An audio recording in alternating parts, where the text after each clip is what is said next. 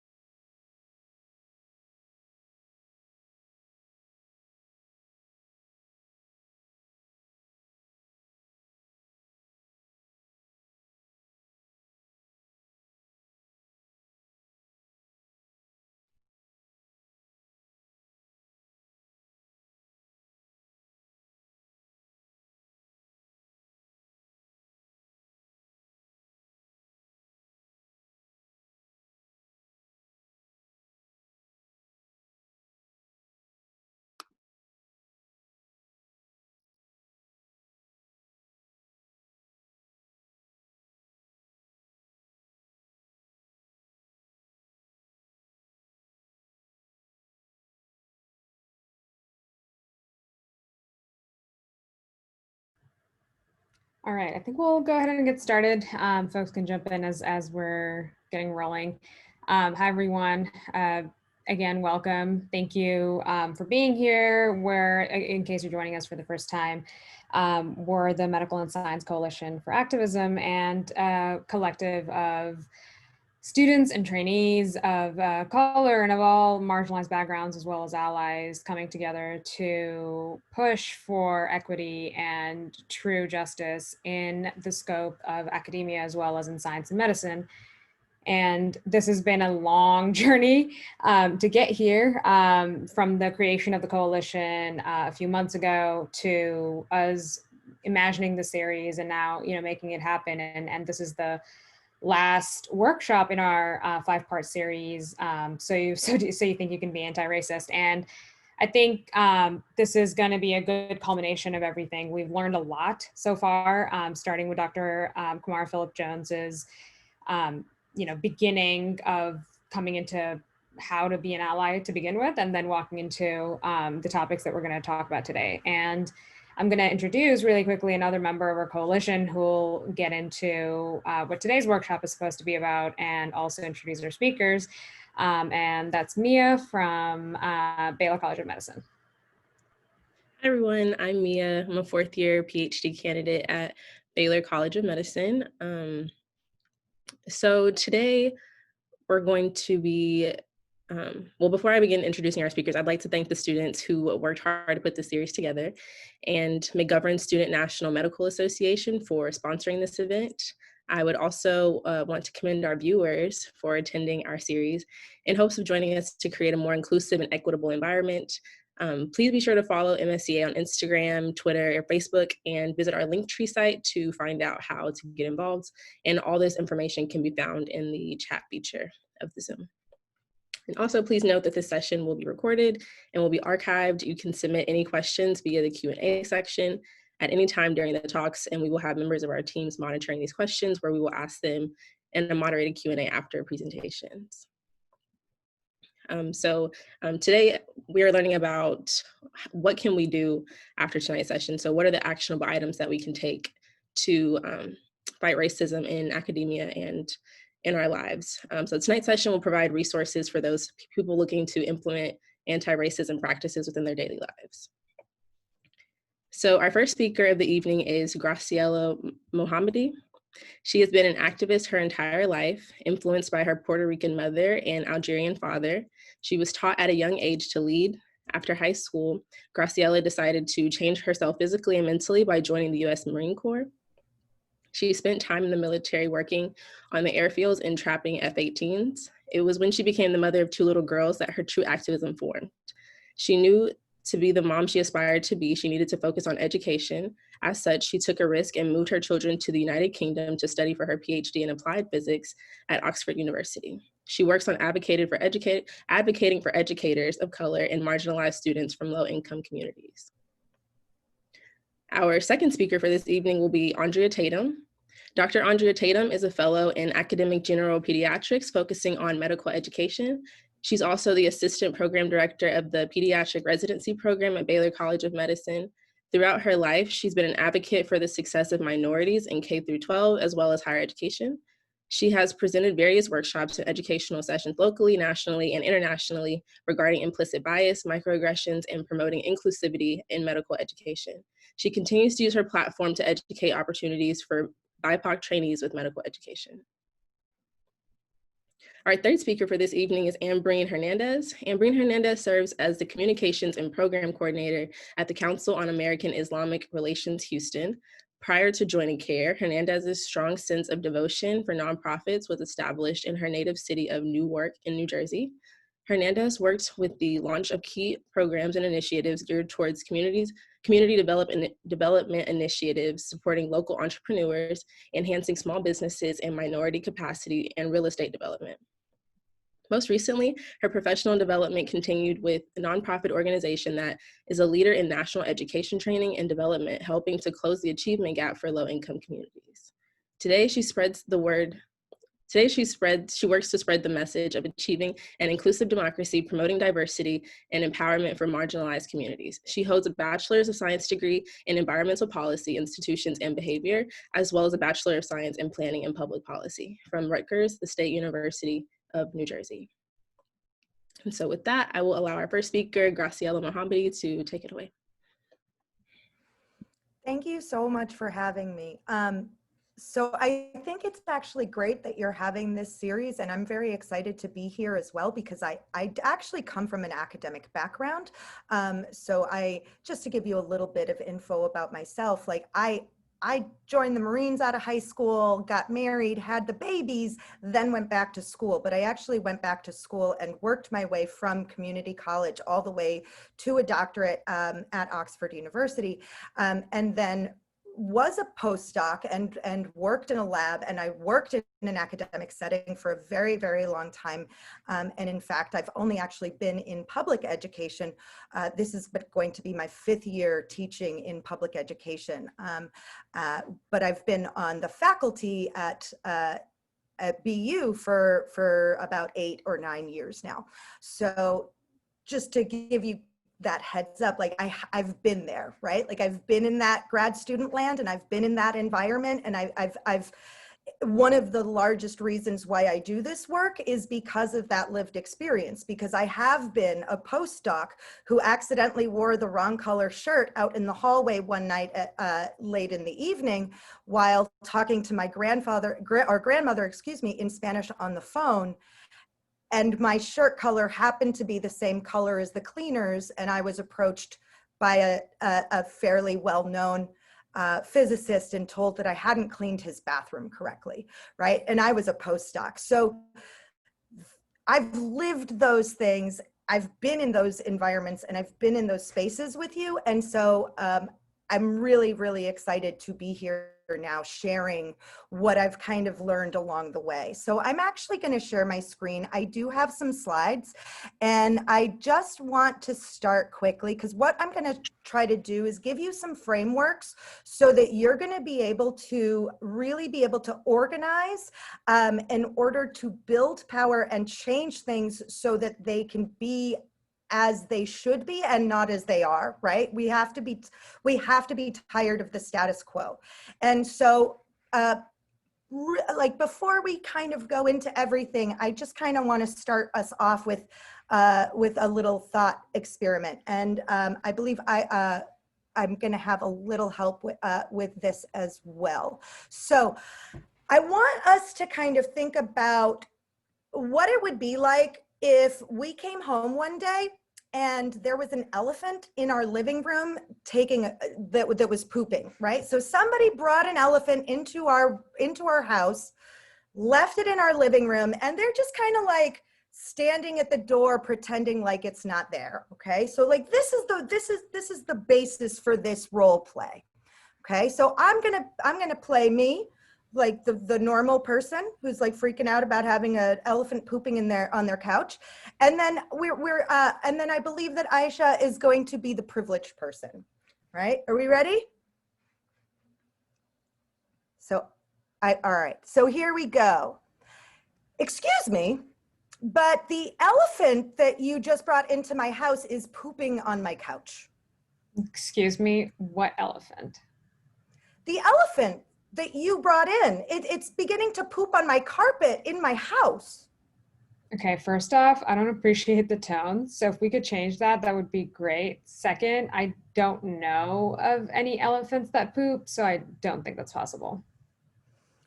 That might be your experience, but right now, that elephant that you brought into my house is currently pooping on my floor. Okay, you sound very accusatory and you seem to be talking a lot about your house. What about all the other houses? What about other houses? The elephant is not pooping in other people's houses. The elephant's pooping in my house. Listen, I think you're being really rude and generalizing that, blue elephants in particular are bad. There's a lot of good blue elephants. So let me ask you, do you disagree that blue elephants matter? Huh? Now look what just happened. Since we've been talking, you've let more elephants into my house, and now they're pooping everywhere. There's a zoo of elephants defecating on my carpet and destroying my home. Well, I don't know what you're talking about. Can you describe what these elephants look like? You don't see this? Well, maybe if you lowered your voice and calmly outlined what exactly they're doing to offend you, maybe then I can, be of service. I am now shoveling their poop out my window while you just sit here and talk to me about the idea of elephants potentially pooping. I need you to remove these elephants now. But you can't rush us to learn so quickly about how to move these elephants when this is also new to us. But you brought the elephants to my house. You've known about them the entire time. You're just pretending like they aren't here. In fact, you're in such denial, you just put your glass on some hardened elephant poop. That's how long these elephants have been here.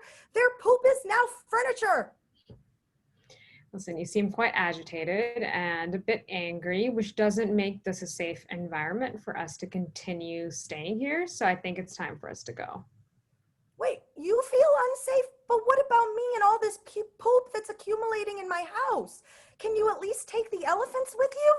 Well, we're going to watch a few Netflix episodes on elephants and possibly maybe consider the idea that they poop. And then when you have calmed down and are in a better place, we can come back and consider helping you. Does that sound good? What? You're just going to leave your elephants here with me? But what kind of a solution? All right. So someone is a little bit triggered and needs to use their inside voice. We're going to give you space, and don't take offense to this, but you seem to have a little bit of a stench in your house right now. It almost seems like there's someone pooping in here. You should really get that taken care of. So thanks. Okay. So we just did a really funny role play. But the fact is that we all know what the poop is, right? Like we know what the poop is.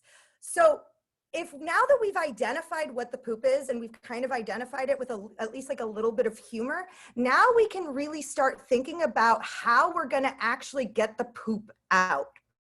Okay? So, and this is really, really like, this is the hard work, right? Because the poop doesn't come out easy, right? Nobody's gonna grab a shovel unless somebody else is grabbing one first. So everybody's gonna have to kind of pitch in. We're all gonna have to pitch in and start scooping.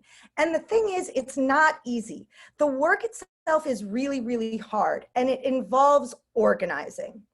Now, there's a really good reason why labor and union organizing looks a whole lot like civil rights organizing. And that's because labor has historically been one of the sources of upward mobility for minority communities, specifically the African American community. In a paper that was published by the American Journal of Political Science called Labor Unions and White Racial Politics, it was actually found that union membership actually reduced racial resentment towards African Americans, partly because it is a necessary, part of a union to recruit and retain as many people as possible. So it's not that the people in the unions aren't racist. They totally are. But the inherent structure of a union is anti-racist, okay? And that's kind of what I want to talk about, because when you're building a coalition and when you've mobilized a lot of people, once you've got to mobilize, you got to kind of figure out how to structure things. And looking at a union structure, which is inherently anti-racist, can be a good starting point, because with a labor union, it is in their best interest to organize as many people as possible. It's all about the numbers, right? Your power builds as you build a collective. And that collective is only going to grow when you talk to more and more people. And so unions were actually some of the first desegregated organizations in the United States. And you can see here a quote from The Atlantic by Booker T. Washington. So let's talk about this idea of a structure. Because what we typically see in organizations is something that's very much like this, right? Where we've got a whole lot of people who are watching. Then we got a whole lot of people, not as many, right? Who like to do a lot of talking. But the actual number of people that are doing the work is very, very, very small. And when you have that inverted pyramid, what we tend to see, at least in the engineering and physics world, is that it's not sustainable, right? Like there isn't enough holding it up.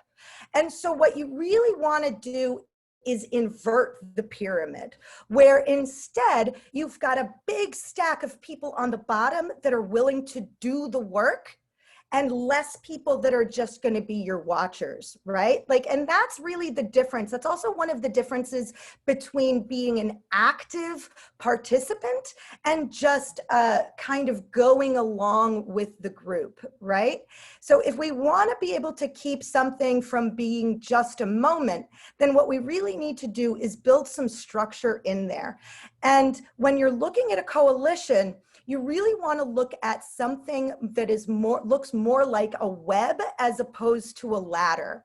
Because when you're looking at specifically coalition building and being able to kind of get community groups together, what you're really going to want is something more like a central coordinating committee that is made of rotating members. Because what that does is it allows all of the different points of view to be heard at that central table, right? So having some kind of a central coordinating committee that meets and then disseminates out into different teams. And so the teams, I've just put some different examples on here, and I left one with a question mark because it can really be whatever it is that your organization or your coalition needs at the moment. But these are some basic ones that you may want to kind of keep an eye on, right? Like, so if you have a good coalition, you're going to want people who specifically think about like the language for the public messaging as well as language for internal messaging, right? Like we need to keep lines of communication open. And so what you see here with these lines that are going back to the coordinating committee, those aren't lines of hierarchy. What they actually are lines of communication. And you can add more lines to interconnect the web as much as you want. So in my organization, for example, I run the community, I am the community relations chair for my local union. And yet I also sit on other committees in order to hear the information, right? Like I can't plan what's going to go out and like what we're going to do in order to increase the community's involvement if I don't also know what's going on in the bargaining sessions, or if I don't know what's going on with the folks that are planning actions, right? Like, so having that interconnected web of communication that is then coordinated by a central committee made of representatives that were typically democratically elected and that rotate out, typically on like a 1 to 2 year basis, like that's the best way to kind of make sure that you're not staying stale and that people are able to engage. You also want to be able to look at having people kind of engage in as much as they are able to and willing to and comfortable with doing. Okay, so I just wanted to do a little bit of a case study, and I'm going to show you a little bit of information about where I actually teach now. So I teach 9th grade physics now, and I also am the ethnic minority representative on the executive committee of the board of directors of the Massachusetts Teachers Association. It's a very long title.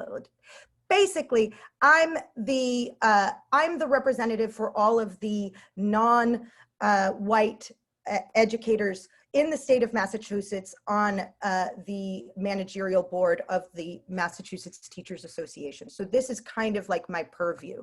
So I want to kind of give you this snapshot into Brookline, okay, and into what is kind of possible with this structured, non-hierarchical model. So in Brookline is a town in Massachusetts. It is where I live and where I work. We are a garden suburb of Boston. If you hear sirens go by, it is because I live in a neighborhood called Pill Hill that is within walking distance to the Longwood medical area. So Brigham's and Women's Hospital, Harvard Med School, all of those are about a 10-minute walk from my house. This is a very wealthy area, and it is a very highly educated area. It is also one of the most segregated areas in all of Massachusetts due to very high housing costs, as well as housing projects that are really for the poorest of the poor. In order to get into Brookline housing, you need to literally be either homeless or almost 100% disabled or a refugee. So snapshot of the student body is that 53% of them are white. 81% of the educators are white, however. So what we see is that the educators don't actually match the student body that they're trying to teach. And this 81% was actually a massive improvement, because 5 years prior, it was actually almost 90%, and they instituted a diversity hiring initiative. And this was great because BIPOCs were hired, but they weren't retained. And then when COVID came around, what ended up happening is that 362 educators out of 1,400 were let go, and the vast majority of those had been hired within the last 3 years. And you've got a diversity hiring initiative that's only 5 years old. And so what ended up happening is that at least half of those laid off were educators of color, and it basically decimated the representation among the staff. So what did we do? So that was like the big problem, right? So we've got this really, really, really big problem, just like you had a really big problem with with everything kind of going on in the aftermath of George Floyd, right? Like people are very heightened. They want to do something. It's easy to do things like mobilize, right? So what we did was we put together a group of educators within our union called the Alana Educators. And it really started as 2 people, me and my friend Jason, like emailing, like getting lists of minority identifying educators and literally just emailing them and being like, hey, do you want to meet up? Hey, do you want to talk? Like, hey, do you want to like go out for a drink after work? Something, anything. And that 2 people grew to 10, and then it slowly kept growing and growing and growing. And so by the time that these layoffs happened, even if people hadn't come to a meeting, we had spammed them enough so that they knew that when we called the next meeting, all of a sudden we had a giant meeting of 200 people. So what do you do then, right? So let's keep looking at it, because what we've done is been able to mobilize, and mobilizing is really, really easy, right?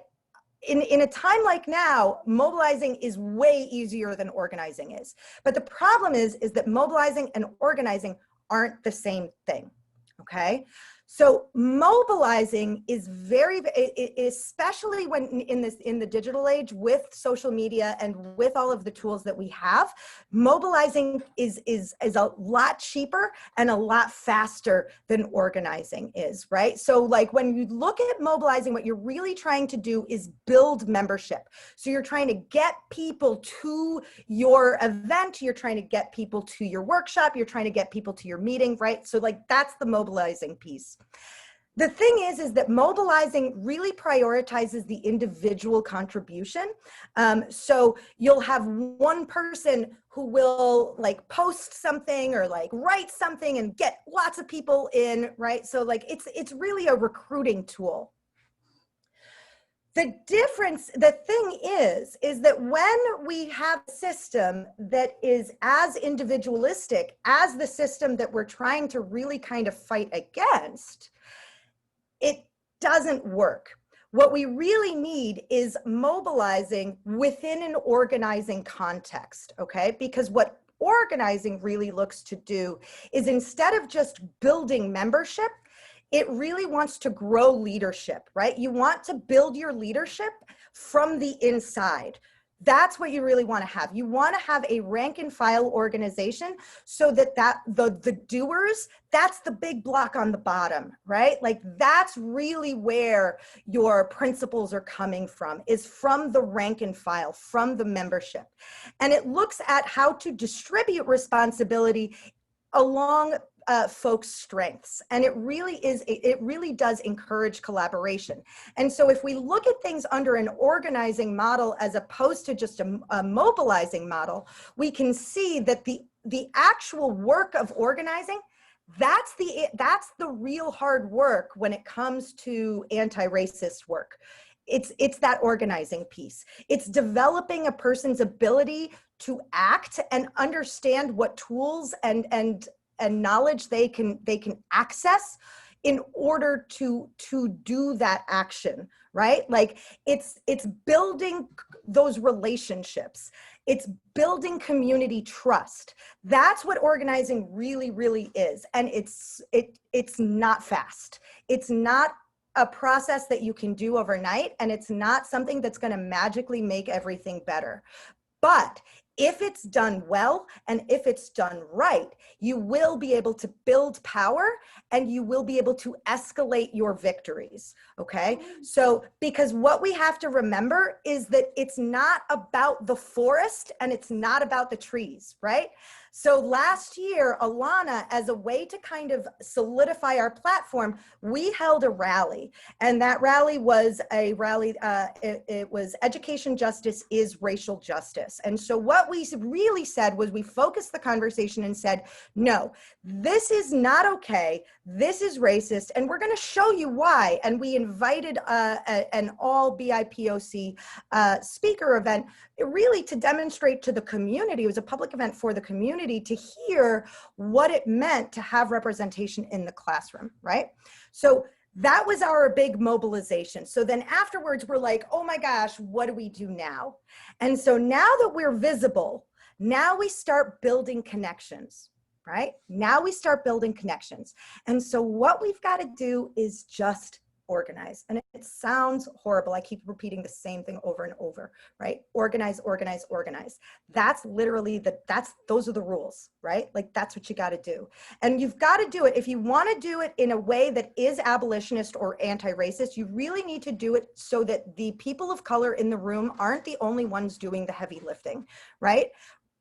When people of color are constantly asked to constantly have to ask for have to constantly be talking about race, it causes race-related stress and race-related trauma, and that can actually lead to things like the demoralization of BIPOC employees and group members, as well as burnout, like really, really hardcore burnout. And I'm talking about burnout not in like the way that we think about it, like, oh, I'm burnt out right now. I'm talking about burnout really in the medical sense. And so we need to make sure that we are lifting people up and supporting existing work without co-opting, but also making sure that we are supporting those people as much as possible, right?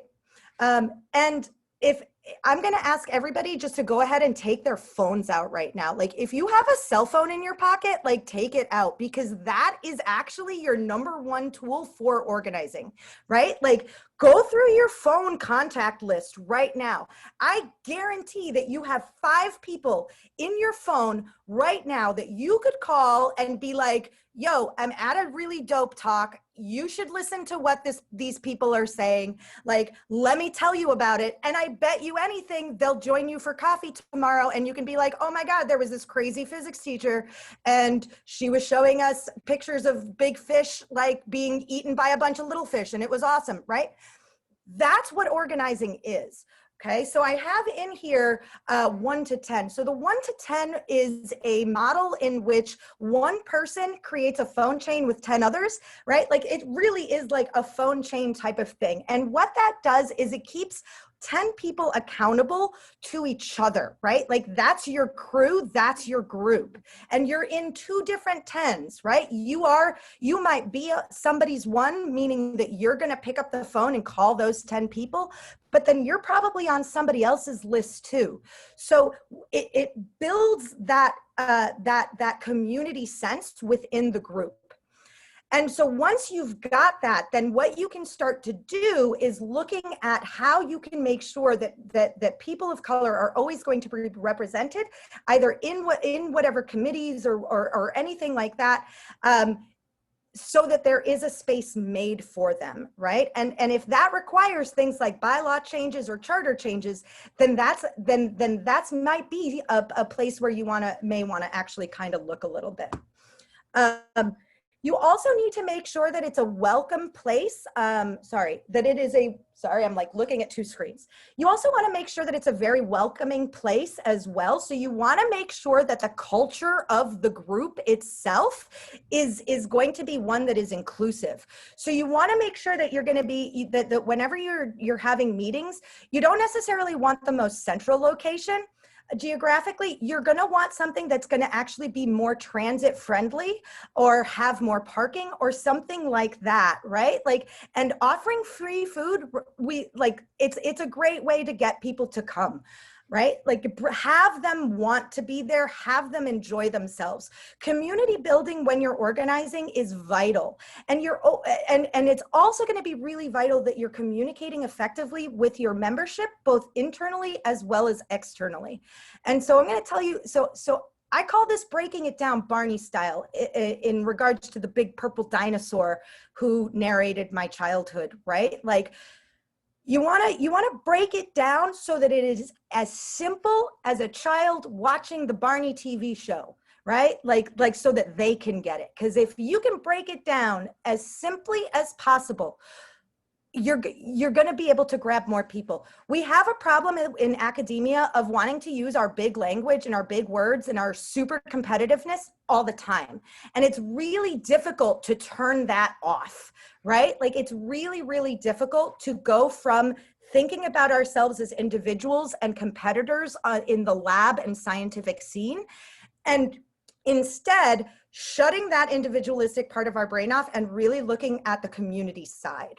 okay? And you really need to build that community side of things, right? Like you want to be talking to grassroots groups that are both inside and outside of the university, as well as immigrant groups like CARE, any kind of university boosters that you have. And don't forget the employee unions that you have on campus. They can be giant resources for you, because oftentimes those employee unions are going to have those same people that you are trying to be lifting up in the first place, right? So make sure that you are building those relationships. Don't look down upon anyone, right? We need to make sure that everyone feels lifted and that everyone feels like they have a place in this. Because this is not just about one person. This is about breaking down barriers in society to make it a better place, okay? And by building that trust and that community within those organizations, it's going to allow you to do more, right? Transparency is going to breed trust, and you need that right now. Only got 2 more slides, I promise. This one and one more. And then, so this is a lot, right? Like I've kind of thrown a lot at you. And so now, like, you've mobilized, you've been through all of these different workshops and you've learned a whole lot of stuff. So now you really need to come together and fight for something, because the first win is going to be a vital one, because it sets you up. It gives you that rush, right? But that first win also needs to be something that is winnable. Your first fight, you don't want to lose your first fight. Big, long-term, lofty goals of doing things like changing the face of the medical school are wonderful and absolutely have a place in this. But you want your small goal, you want your first goals to be winnable and to be actionable and to be smaller, right? Because those small goals, those small wins will build on each other. We went from 2 people sending emails in my Alana group last year. This year, on Monday, I had a meeting with the superintendent as well as the assistant superintendent of curriculum and development. And we're getting curriculum changed in order to make sure that as we are rewriting curriculum during COVID, that we are going to be doing abolitionist curriculum in our public high school, as opposed to just doing the same old books, right? Like that was a big win, but it started with 2 people emailing, right? So think about, as a group, as a coalition, you want to start thinking about what is something that's winnable? What can we win?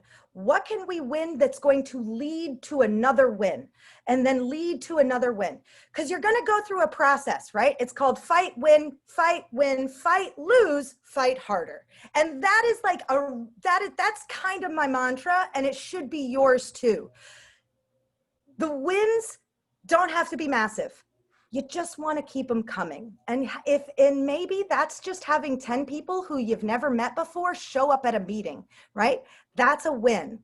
And one thing that I want to just remind us, spectacle and politics and all of that loudness, right? That's not the work.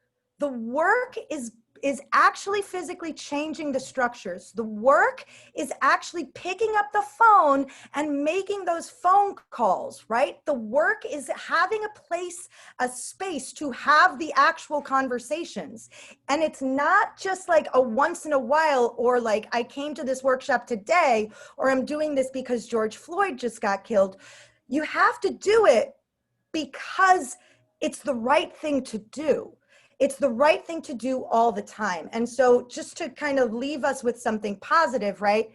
Hope isn't lost, and COVID-19 has really kind of opened up a whole new world for us, right? Because it's forced us to see things that were previously ignored. They weren't in shadows. They were out in the open. They were just ignored. And those were the inequalities, both racially, socially, and within class that we have here in this structure, in this society. And so we really need to take the time to rethink and reimagine what education and power actually means. And we need to do it in a way that is going to be creative, that is going to be community focused, and that is going to really bring some joy of learning back into both our lower and higher ed institutions. I feel like in higher ed, and I can say this because I'm one of you, right? The joy of the curriculum is lost because we're under such tight time restraints. But we can do things even in science, whether it's just recognizing the fact that we name things after white scientists, right? Because we started naming things during the colonial era. Naming that out loud in a science class can be very, very powerful. Naming that out loud in your lab can be very, very powerful. And so we need to build in that anti-racist and anti-abolitionist and that abolitionist framework into our daily minds. And that takes a lot of work, okay? It's a constant fight. It's a constant struggle, but there's 77 people on this call right now, and there's a heck of a lot more of us around the world. So you're not alone. And so that is what I want you to take solace in today. And so that's it. I'm done now, but thank you so much. Thank you so much for that. That was very insightful. And I loved the elephant analogy in the beginning. That was great. That was awesome. So next we will hear from Dr. Andria Tatem. Right. Hi, everyone. Similar to Graciela, I'm going to tell you all my why. That's something I make sure that I ask all of my trainees and anyone that I work with. Why do you do what you do? Similar to Graciela, I'm not traditional at all. I've never been traditional from the beginning, and I'm still not traditional now. In medicine, I didn't go straight through. I graduated from high school at 16 and college at 20, and I wasn't ready to go to medical school. And so I went to my old high school to teach kids that look like me and that grew up in the same area that I grew up in, that you can do it. If I did it, you can. It doesn't matter where you came from.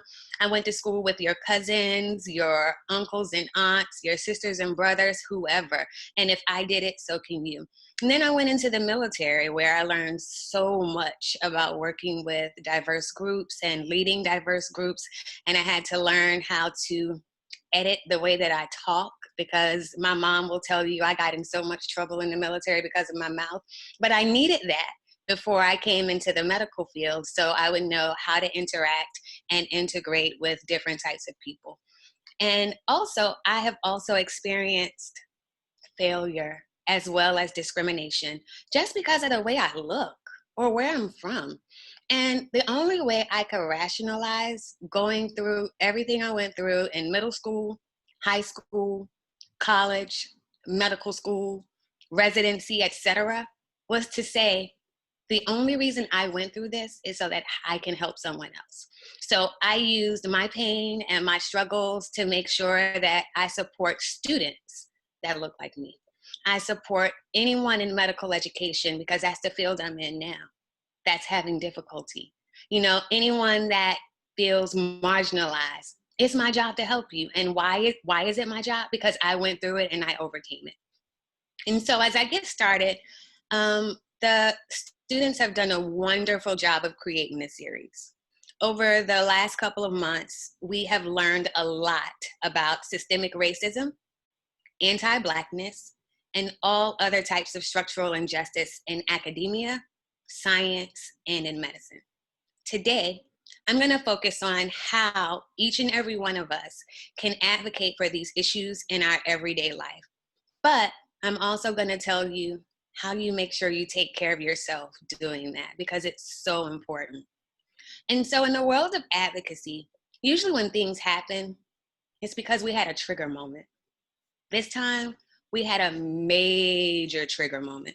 And that trigger moment was the senseless murder of George Floyd that we all saw, unfortunately. But even with that tragedy, something good came out of it. It triggered the world. And it brought more focus to the extreme injustice that we experience, not just here in the United States, but everywhere. If you think just a couple of years ago, Kaepernick was fired from the NFL for taking a knee during the national anthem, and people took offense. And they said veterans took offense, And I took offense to that because I'm a veteran, and I was like, you do what you do. That's why we fight, so that you can have your individual rights. And people asked, why did he do that? Why? And I thought about using pictures, but I'm not. I'm just going to talk to you all. But I just want you to think about that cop with his knee on George Floyd's neck, and think about Kaepernick kneeling on the football field. It's the same image, the exact same image if you look at it. However, the reason that Kaepernick kneeled was to prevent what happened to George Floyd. Okay, that's why. And so Winston Churchill told us, never allow a good crisis to go to waste. This crisis has given us all an opportunity to revive the fight for civil rights of all people. Look at this wonderful anti-racism series that happened as a result of that. Now, we all know that none of us will be able to breathe until Black Lives Matter. Now we need to focus on the how. How do we? And when I say we, I mean all of us, not just BIPOCs. And for those of you who don't know, BIPOC is the new term that is taking the place of what we usually call URM, underrepresented minorities. And what it means is Black, Indigenous, and people of color. And again, it's going to take all of us, not just BIPOCs, to make this change. In the words of the late, great John Lewis, it's time for us to get in some good trouble, some necessary trouble, and help redeem the soul of America. And how are we going to do that? We're going to do it through advocacy. And so people think about advocacy and they say, wow, how am I going to do this? What do I do? Oh, I can't do this. This is too much for me. And I remember I was doing a debriefing from George Floyd with our chief residents and our incoming interns. And I had one person that said, you know, Dr. Tatum, I feel guilty. And I said, why? And they said, because I didn't go to any marches or protests. And I said, you don't have to, but I don't feel like I'm doing anything. I was like, we don't all advocate the same way. And so there are multiple types of advocacy because, to be honest with you all, I'm not a protester or a marcher. I don't like people that close to me. I don't want to be around strangers like that. So that won't be me. You won't see me out protesting. However, I can advocate where I am and I can do what I do in my own environment. And so today I'm going to talk to you all about how we advocate on 3 different levels: on the individual level, on the institutional level, and the public policy level. And so we're going to start off with the individual level. And we can all do this every single day. When you see or hear someone expressing discriminatory comments or practices or actions towards your colleagues, your friends, your patients in the healthcare field, address it. Say it. Say something. Support your colleagues. Support your patients. Support yourselves. I was doing another presentation with our residents, and one thing that we saw with an LGBT physician was that he was shocked that when people were speaking against him, none of his colleagues advocated for him. And he felt like, wow, I can't trust anyone that I work with, because if they won't speak out for me, then maybe they think the very same thing.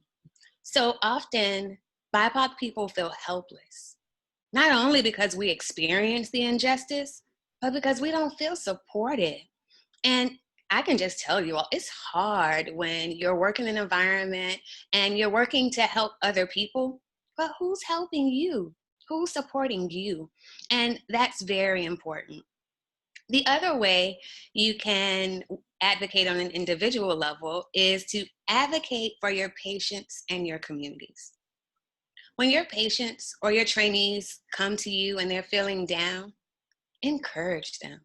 I mean, so often in medicine, people, sometimes it's a malignant environment. I'm just gonna say it. It can be a very malignant environment, and academia as well. And for people who are trying to get in, especially people of color who already feel like I already have strikes against me, the last thing they need is to not feel supported. And so you can encourage them. And when they're down, let them know you can do this. For the people who know me on here, you all know I talk about failure all the time. We got to normalize failure and tell them, what did you learn from it? What can we do better? And that will help them. Also, I want you all to know that representation matters. Do you all know how many Black children I've seen as patients? And they say that, wow, I can be a doctor now because I see you. You're the first Black doctor I've ever seen. That is horrible. Why am I the first Black doctor they have ever seen? However, it does make me feel good because I know that I can encourage them by saying, I did it, you can too. And they tell me, oh, well, you probably have parents that are doctors or family members that are doctors or all of this. Actually, I don't. I'm the only medical doctor in my family. I didn't have a lot of that help that people have, and I still made it. And so by me telling them that, that's encouraging them, and that will help us overall to increase the diversity in the healthcare field. Another way you can advocate on an individual level is to mentor and sponsor your BIPOC trainees. Do you all know how many times I hear our trainees tell us they've missed out on so many research and leadership opportunities because they can't find anyone that they can relate to? And we all know we have biases. I'm not going to talk to you too much about biases, but one bias that we have is affinity bias or in-group bias. And we go after people, or we support people that look like us, or people that have had the same experiences as us. And while that's a great thing, in medicine, we're a huge minority. And so it's going to take not just BIPOC attendings or faculty to train or support and mentor our trainees. It's going to take all of us. So what I'm going to ask you all to do, each and every one of you, step outside of your comfort zone and mentor and sponsor a BIPOC trainee. Use the privilege that you have. Each and every one of us have it. We were just talking today in our meeting about how do we use our privilege. And I was like, privilege? I'm Black and I'm a woman. I have 2 strikes against me, but guess what? I do still have privilege because I did make it. And I'm in the medical field and I'm in a position of power. And all of us have privilege on this call, no matter what you think. Use your privilege to support our BIPOC trainees and just give them a chance. Give them an opportunity to succeed because that's what they need. They just need someone to say simply, you can do this. Or as I heard for the first time in a long time, how can I help you to get there? Do y'all know how powerful that statement is? It is so powerful. The first time I heard that, I sat there like, no one's ever asked me that. Normally I just have to fight and make my own path.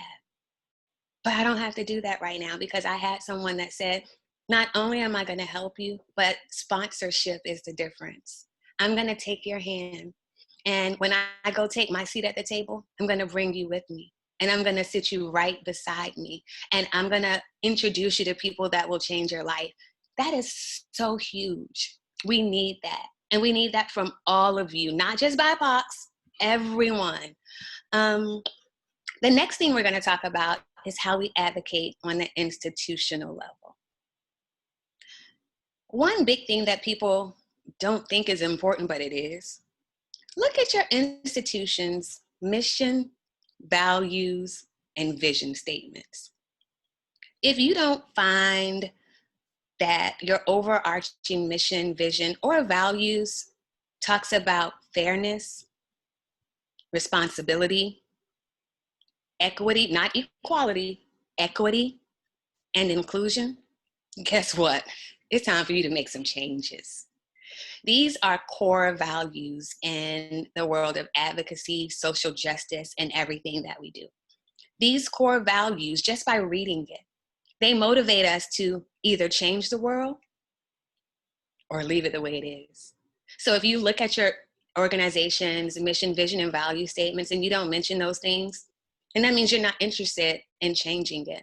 And that may not be your intention, but that's the impact that people get. Your intention means absolutely nothing.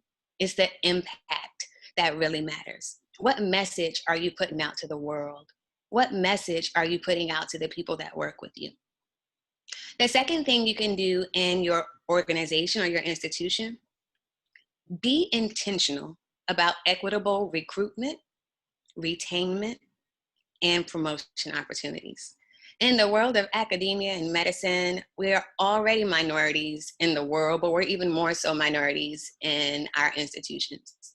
And I'm gonna just be real with y'all for a minute. When you go into these huge medical institutions and you walk down the hallways and you see the pictures on the wall of all of the deans and presidents and everything, there is one thing that's in common. They are all old, bald, white men. That's not gonna work. That's not how we make change. If you only have, I want you to evaluate your institution and look at what you call diversity from the top down. If you only have diverse individuals at the bottom, it's time for you to make some changes, some big ones, okay? I love Brene Brown. And Brene Brown said that only when diverse perspectives are included, respected, and valued can we start to get a full picture of the world. If everyone in your C-suite, for those of you who don't know what a C-suite is, that's like the CEO, CFO, CMO, CNO, all of those C's that sit around and they make all of the decisions for all of us that are down at the bottom. If you look at your C-suite and everybody looks the same, you're not making good decisions. They're missing out on some of those lived experiences that help us make these change. And so what I need you to do is make sure that they have advisors and people that are working with them, not just under them, but with them, that have lived diverse experiences so that they can help impart and impart change. The third level that we're gonna talk about is public policy. Now I'm gonna be completely honest with y'all. This is not my area of expertise. So I'm gonna tell you some things that they say we should do, but I don't do this part very well. I will tell you this, write your political leaders. So write your congressman, write your senator, write the people that have the power to make changes. They're the ones that make the decisions for us. If we don't let them know, because again, we know we don't have diverse leaders in politics either, if we don't let them know what our concerns are and what our experiences are, their decisions are going to be based on their experiences. So we need to make sure they hear our voices. Also, as Graciela said, join some associations. There are national and international medical associations that you can join. For example, I'm a pediatrician, so the AAP has a powerful tool. They have an advocacy toolkit that will teach you, it gives you outlines of what to send to your senators or your representatives or your congressmen. You don't even have to figure it out on your own. Just look, print, copy, add your name, sign it, and send it off. Really simple. You can do it. And they also outline how you can write different policies to help change laws, how to support or refute the different laws that are being voted on. And so you can go there and find everything you need to know about public policy. Again, that's not my area of expertise. Lastly, even though this is public policy, each and every one of us that have the ability and the right to vote, in November, I'm gonna need you to get out and vote. I don't care if you send in your ballot in the mail, if you go to the polls, if you do early voting, but I need you to vote. I cannot stress enough the importance of voting. We may not be in that position to make these policy changes, but we do have the power to elect the people that can. So I want you all to know that if you don't vote, because I've heard a lot of people say, well, I'm not voting because I don't like either party. Look what happened in 2016. Not voting is just like silence. It can be deadly to all of us. And the last thing I want to talk about when we talked about advocacy is self-care. All of us that do this work know that it can be exhausting. It can be draining. It's tiring. It's emotional. This is one of the first talks I've given in a long time where I did not actually cry. And people say, oh no, I'm sorry, don't cry. No, let me cry and let me get it out. It's okay. But it is. And so we have to make sure that we take care of ourselves. And so when we talk about self-care for non-BIPOCs that are here, I want you to know about the minority tax or the minority burden.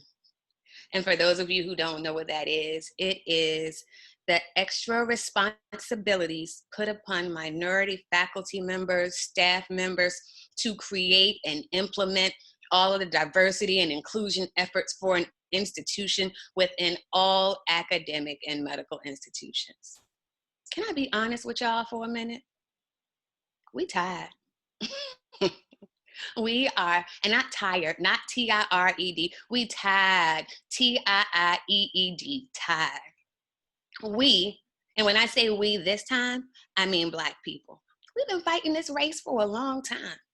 If you look at the historical data, you'll see that the civil rights movement started in about 1954 and ended in 1968. However, it's 2020. And we still sitting here fighting the same struggles that they fought back in 1950. When all of this George Floyd stuff happened, I called my mom and I was like, Mom, is this how you felt in the 60s? And you know what she said? No, this is worse. And I was like, what? And she said, this is worse because at least then I didn't have to see it every time I turned on the news. So again, y'all, we tired. Some of y'all might get mad at me for this next statement, but I gotta say it. As BIPOCs, some of this is our fault. We have been taught for so long that we can't say anything that makes the white man feel uncomfortable. We can't say anything to upset the white man because they hold our future in their hands. Can I tell y'all something? Those days are over. It's time for us to make things personal. We need to let those that are close to us from all races, genders, any other identities hear our voices and our stories. That's what makes a difference. Make it personal so that they feel your pain. But most importantly, take care of yourself while you're doing it. How do we do that? Get a therapist. Get a good one. You know, we had this stigma of mental health. Oh, I'm a strong Black woman. I can do this. No, take the cape off of me. I do not want a superwoman cape. I don't want an S on my chest. I don't want any of that. I need some help. Let me talk to my therapist. I call my therapist and say, hey, I need to talk to you. And she says, okay, get a therapist. That's number one. Second, take a break when you need to. I don't think we do that enough because all of us are in this field and we just keep running and running and running and running and running. Take a break. You have to do that. I want you all to know that it's okay not to be okay. I used to tell people all the time whenever they would ask me, how are you? I'm okay, I'm good. Guess what? Not today. When people ask, how are you? Not good today. And you know, people are so used to just hearing you say good and okay. They just say, oh, okay. And they keep moving. And then they're like, wait, what'd you say? Yeah, I told you I'm not good. I'm not okay today. I'm so tired of turning on the news or social media and seeing Black people killed. I'm so tired of hearing about how Black people are disproportionately dying from COVID and all of these other things. I'm tired of hearing that it's our fault. And I just, as my mom said, sometimes I just word vomit when people ask me. And guess what? That's okay too. Because again, they ask the question. Don't ask the question if you don't want to know the answer. It's not just about making them feel comfortable anymore. We got to make sure we let them know. Most importantly, if you don't have the bandwidth to fight this fight right now, or you're just tired, it's okay. Take a break. Because as Graciela said, it takes a toll on us, not just emotionally, but physically. You know, you wonder why your stomach hurting so much. Why is my head hurting? Why can't I sleep? Why can't I stop crying? All of this. It's because you're tired. Take a break. Let people know, you know what? I understand you're asking me to do this, but I don't have the bandwidth for this right now. And it's okay. Also, when people, like I said, when people ask you to talk about race or injustice and you don't want to, you don't have to. You can just tell them, not today. And finally, I want to address this concept that we hear all the time of Black Lives Matters versus All Lives Matters. I'm so sick of hearing people say, why don't we say all lives matter? As Graciela said, that's just like the elephant pooping in your room, but you don't see the elephant. And so I'm going to tell you 2 reasons that we say this.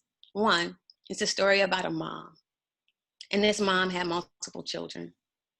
And someone asked this mom, which one of your children is your favorite? And she said, my favorite child is the one that needs my love the most. Right now, your Black colleagues, friends, family, strangers, people of color, BIPOCs, we need your help. We need it. So Black lives do matter. And I also want to say that we say Black lives matter because when they said all men are created equal, all didn't include Black men. We say Black lives matter because when they said with liberty and justice for all, Black people weren't included in that all. And finally, we say Black lives matter because they are still struggling with the definition of all. And so I thank you all for listening to me today. I hope you learned something. I hope you realize that you can advocate in your everyday life. You can advocate from home. You can advocate just by telling your friends when they say things that are wrong, you know that's not right. Really simply. Doesn't have to be major. You don't have to write public policy. You don't have to organize protests. You can advocate every single day, no matter where you are. Thank you all.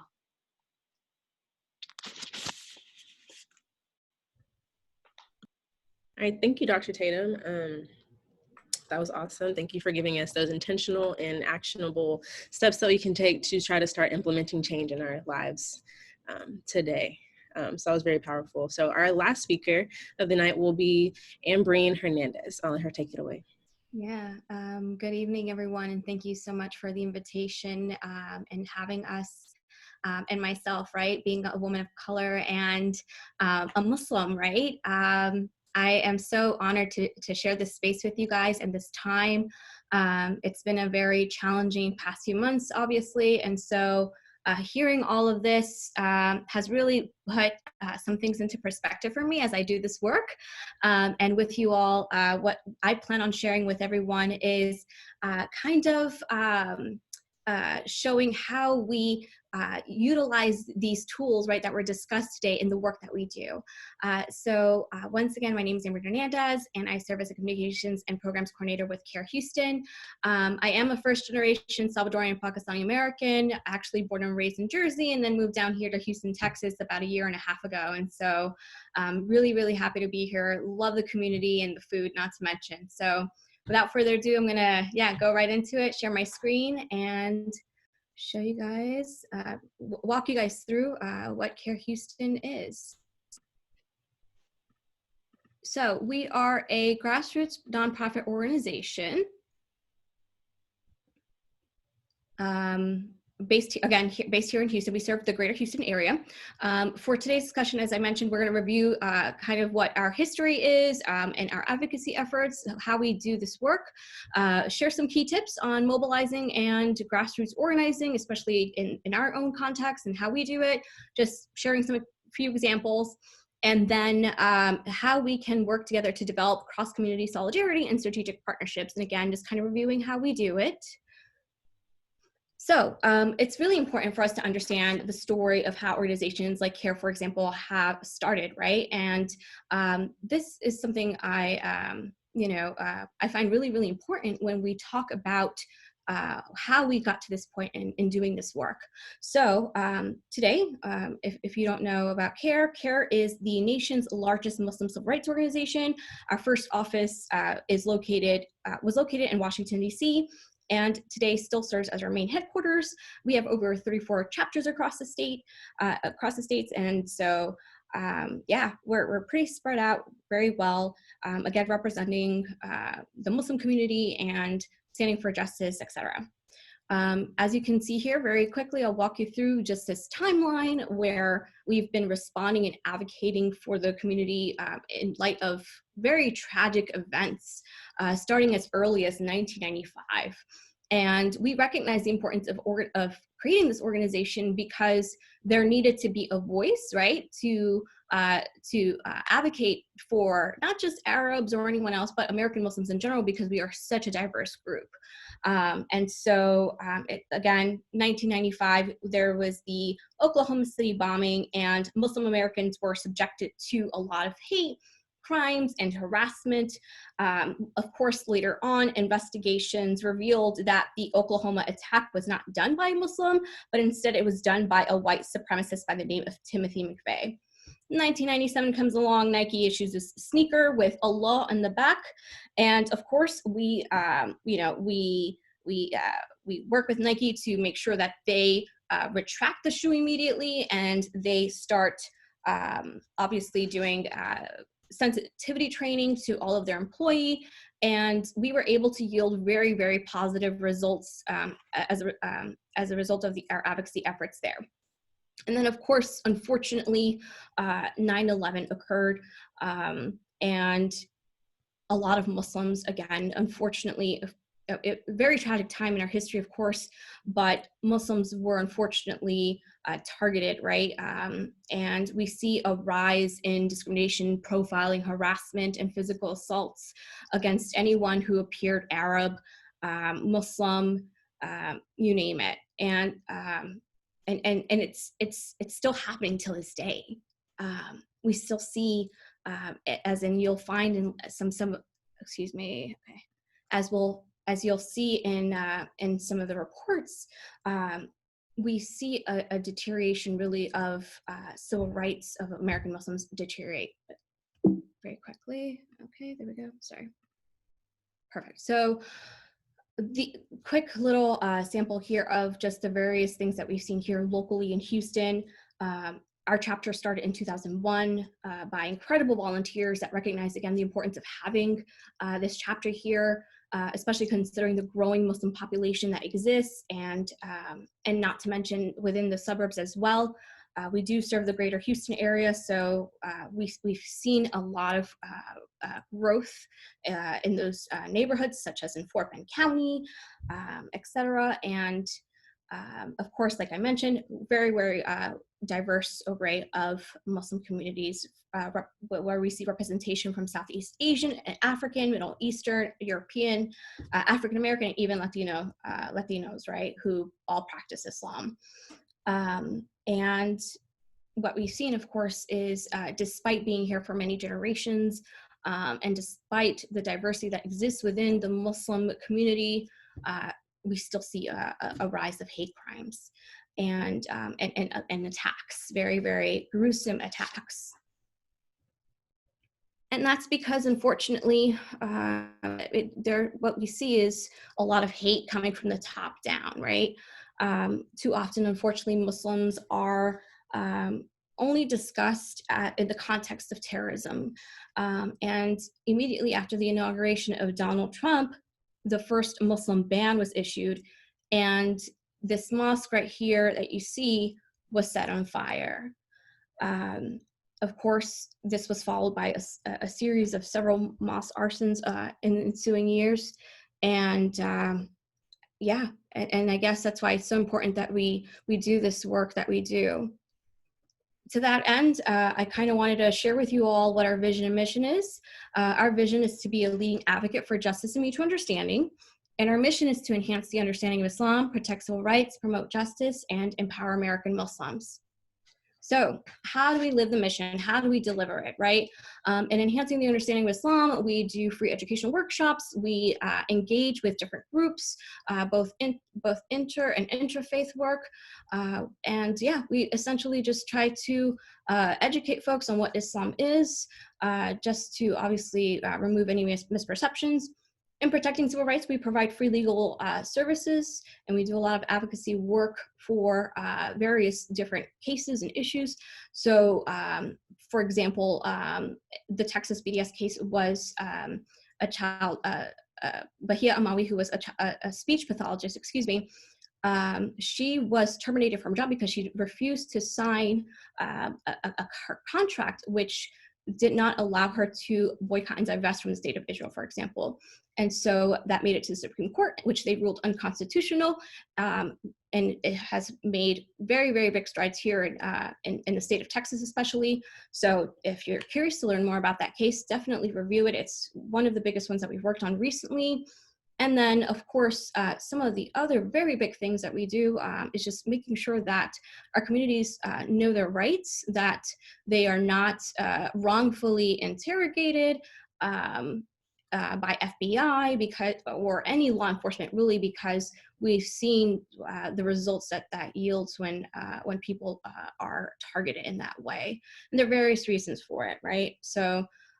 Next up, promoting justice, we make sure we stand in solidarity with all of our community members, from migrant children, of course, detained by ICE, especially here in the state of Texas, the Kashmir, Palestine, Burma. We work to amplify international issues because we understand how US foreign policy has an impact, of course, overseas. So wherever there's a connection there, we absolutely, get involved in local efforts. Black Lives Matter, of course, and especially in recent events with George Floyd, Ahmaud Arbery, Breonna Taylor, you name it. Unfortunately, we due to those events, we find the importance, of course, of standing in solidarity with our community here. And of course, we work to protect, fight, and speak up against domestic terrorism and white nationalism. And finally, this is actually one of my favorite parts, is the empowering of American Muslims. So of course, we provide free educational workshops, such as the Know Your Rights, anti-bullying, to working on increasing civic engagement, right? Especially in online social media campaigns.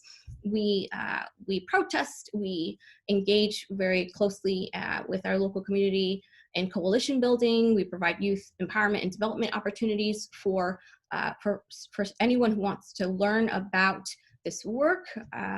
And we also organize Texas Muslim Capital Day, which is coming up actually. So definitely follow us to learn more about it. And essentially we really do believe in providing a platform for community members to get engaged in this work because it's so important. So some really, really important keys to mobilizing here from what we've seen definitely is we recognize, of course, that it's important to stand for justice, right? It's part of our faith. And so we know it starts with the self, which I'm so glad our two speakers here covered today.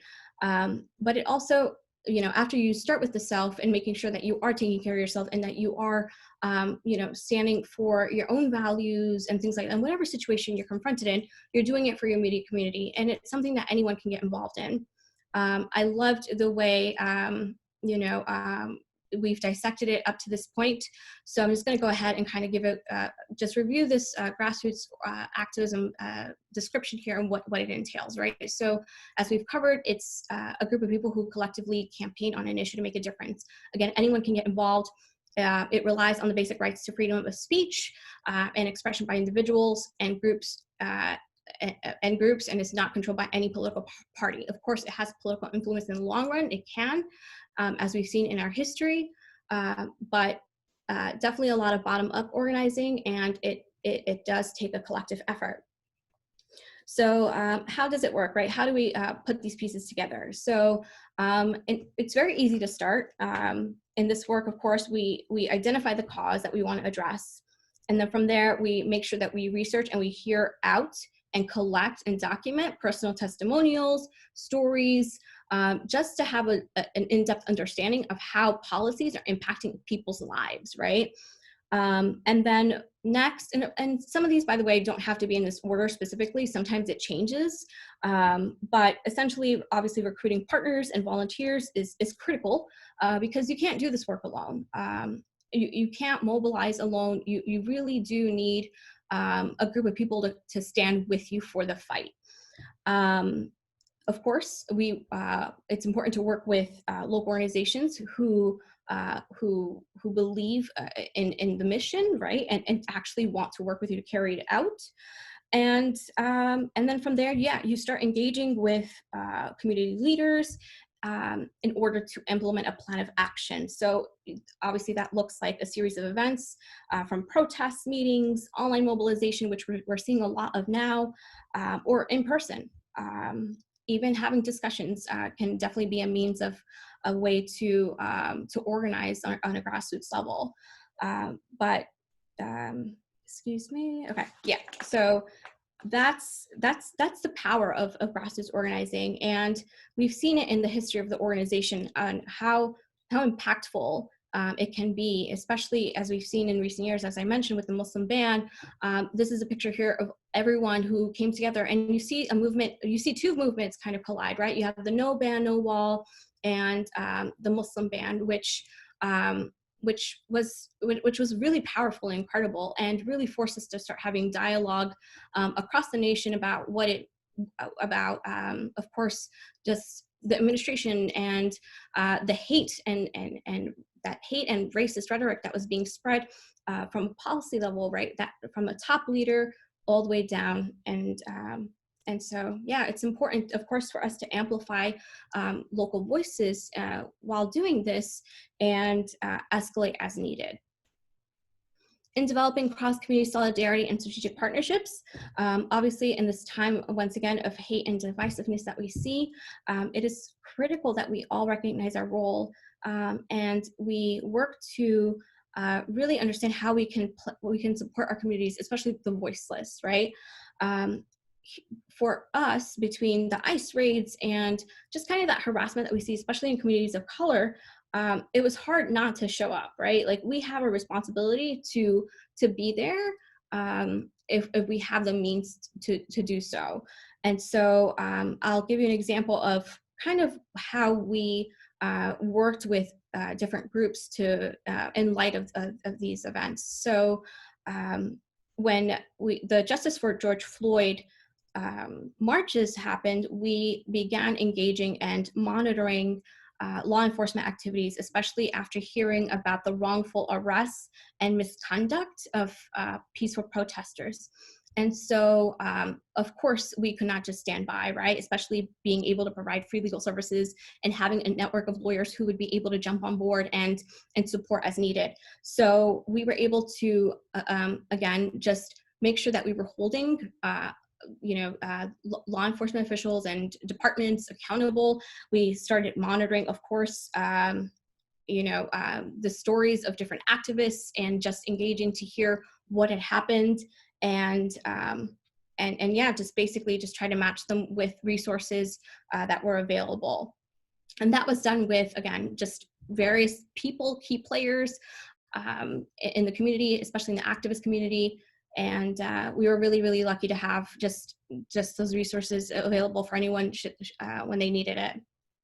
And of course, just kind of going back to this, to community organizing, while you're doing this work, it's important to, of course, as we've seen so far, to collaborate and apply pressure. And I think that's what I really like about community organizing, is the power to hold those who are doing wrong, right? Those who are those who are doing wrong accountable.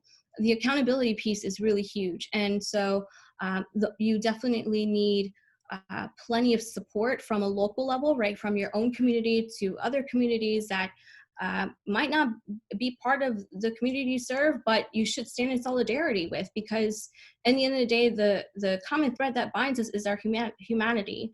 And so we have to be there for those who obviously cannot advocate for themselves, right? Considering challenges, because every person ultimately does deserve dignity, fairness, and respect. And so in recognizing that, of course, it's important for us as we work with other organizations, we partner, that we ask those questions. What are we not doing enough? How can we make this better? Always look at it comprehensively, right? With a bird's eye view. If there's, going with an open mind, because, you might not have all the answers, and a lot of this work is reactive. And I can tell you that if there was a way for us to be a lot more, or at least to be able to do a lot of this in advance and focus on the preventative piece, absolutely, right? We would love to do that. But it's important that you are agile and that you are, again, just prepared for things to change as you do this advocacy work. Prepare for the worst, just again, ask those questions as you're working with different groups of people, because you don't have all of the answers. And I think that's something that I learned quite extensively doing this work, especially as, again, a series of things were kind of happening back to back. And there were always like little surprises here and there, but we were really great. We were really grateful to have incredible partners, local organizations that supported, one another, and so yeah, we're really grateful for them, and together we were able to build resources, and I think that's the part that I appreciate a lot too, and is important in this work as we work to develop solidarity, or implement solidarity, right, in the way that we do this work. So community organizing, of course, it starts within, right? So over the course of time, community organizing has evolved tremendously. There was an example here that I wanted to share with you all from the Social Justice Leadership Institute that talks about why it's so important for us to shift from short-term advocacy work to this transformative organizing, right? Which combines an ambitious emphasis on long-term vision, ideology, movement building, with attention to internal, personal, and organizational transformation. The result, of course, being an approach to social change that can be far more powerful than the sum of its parts. Dr. Tatem, hit it right on the top of the head with what she kind of shared, where it's so important for organizations and individuals who are doing this work, focus on being as inclusive as possible. And so, and that's how we end up with this long-term change, right, that we actually want. As someone who has worked in the nonprofit sector for many years, and in this space, I've seen what works really well and what doesn't. And so it's important, again, for us to understand how we operate as individuals, what our core values are, and how we operate them. And the same applies to organizations that we serve. We need to look at the mission statement, right? As Dr. Tatem mentioned, look at the mission statement and how is it delivering it, and who are the people that they have working in those organizations to drive that mission home. And so I think that's what's really interesting about this work, is that it's very personal for me too, because it does align just all of those values for me, and puts them into operation. And that's a huge paradigm shift, especially when you ask yourself, what can we do to make our communities better and safer, and truly bring justice, right?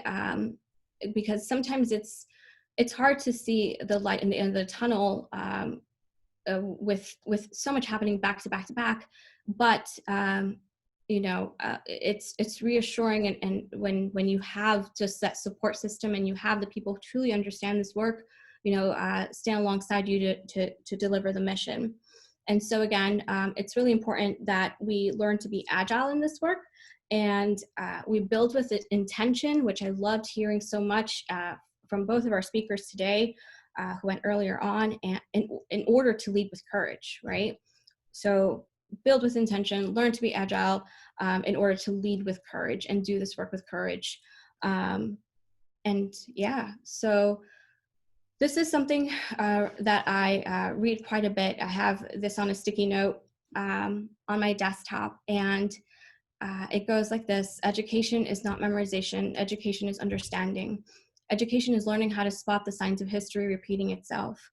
And when I look at my own personal story, being a first-generation Salvadoran Pakistani, and my family history, and how we my parents immigrated here to the U.S., the friends and family that I grew up with, and how their environments impacted them, and understanding how systematic racism, right, and oppression has hurt so many of the people that I know personally, the communities that I've seen and grown up in. You have to dig deep, right, and dig deep and learn, truly understand, in order to truly understand, excuse me, why, right? Why are things the way they are?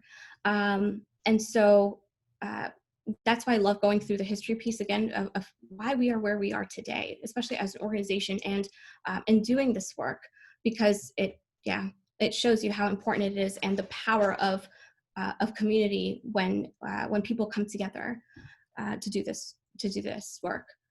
So what can you do?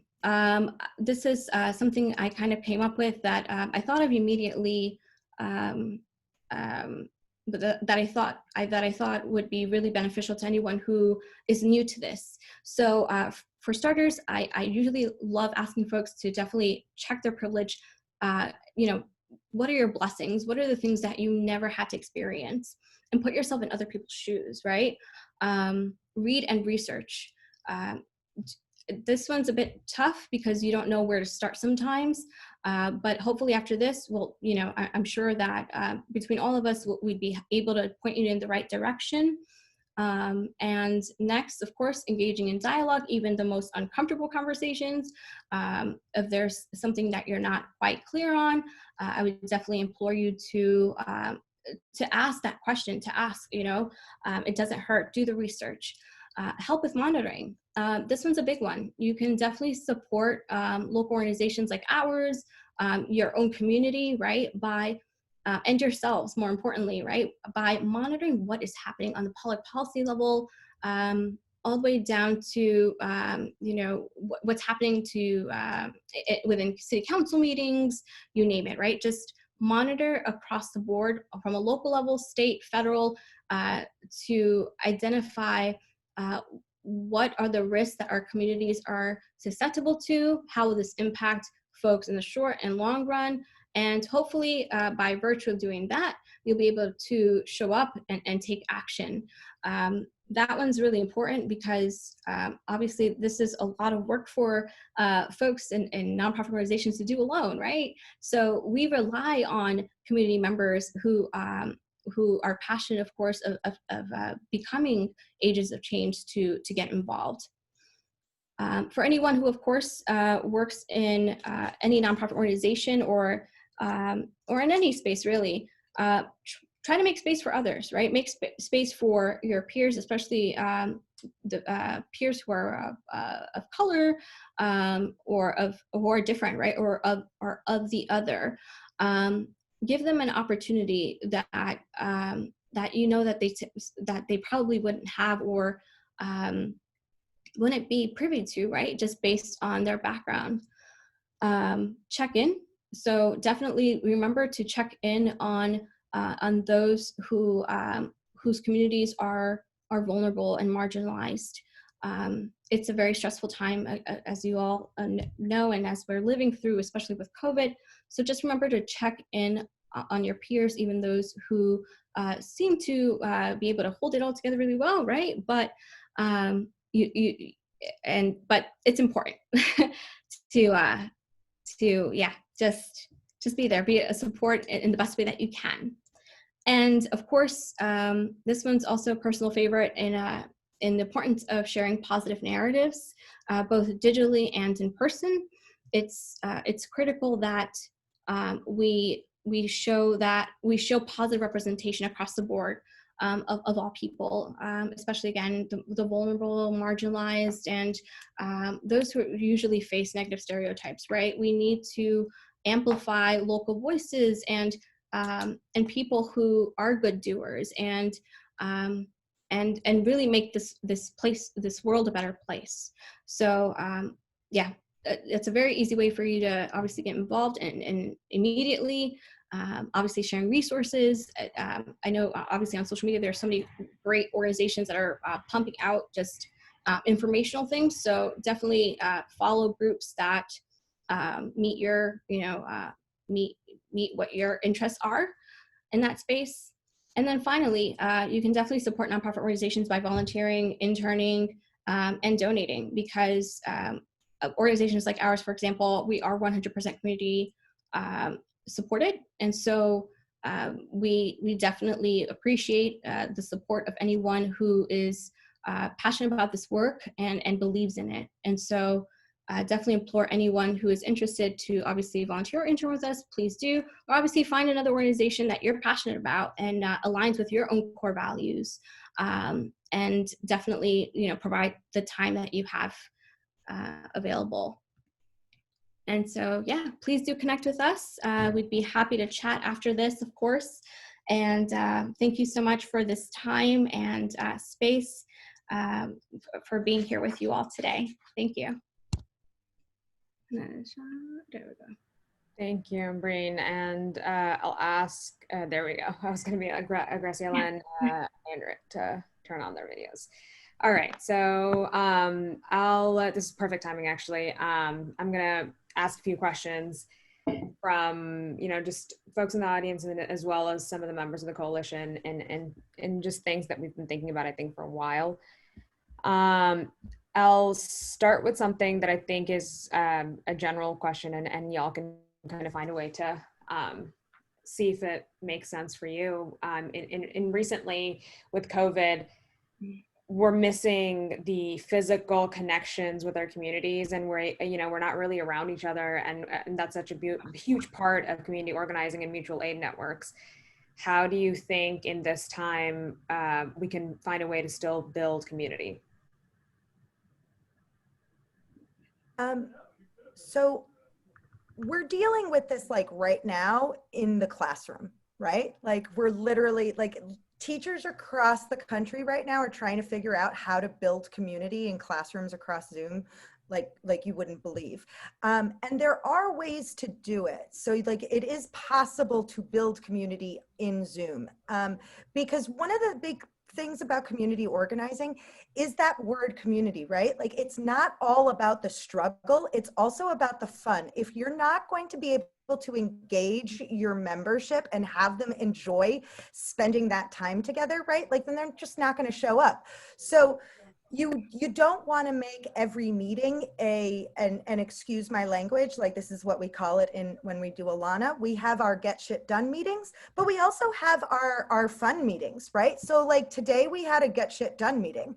So that means that in 2 weeks at our next meeting, we're gonna all like get together on Zoom and like play a trivia game or something, right? Like we're going to get together and everybody's going to bring their favorite beverage, whether adult or otherwise. And we're going to sit there and we're going to chat, and we're going to like just talk about what it is to like live in the world. Like, what does it mean to be a person of color in a world that's on fire, right? Like we need those spaces. So organizing isn't just about like pushing the narrative forward. It's also about building a space where people can actually come and feel like they're a part of something and feel like they've been heard and feel like they've been listened to, right?